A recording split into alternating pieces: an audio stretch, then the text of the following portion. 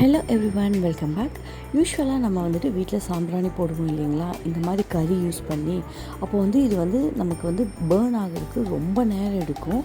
So நம்ம என்ன தான் கற்பூரம் வச்சாலும் இது ரொம்ப டைம் எடுக்கும். ஸோ அதுக்கு ஒரு ஈஸியான மெத்தட் சொல்கிறேன்.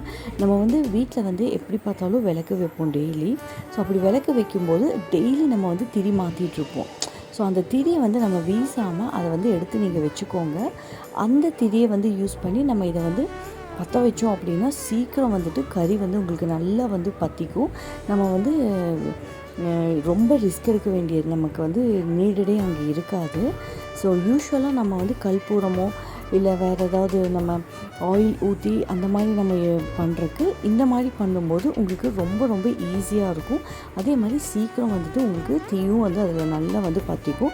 அதுக்கப்புறம் நீங்கள் சாம்பிராணி போட்டிங்க அப்படின்னா உங்களுக்கு வேலை சீக்கிரம் முடியும். ஸோ இந்த மாதிரி திரி இருந்தது அப்படின்னா நீங்கள் எடுத்து வீசாதீங்க.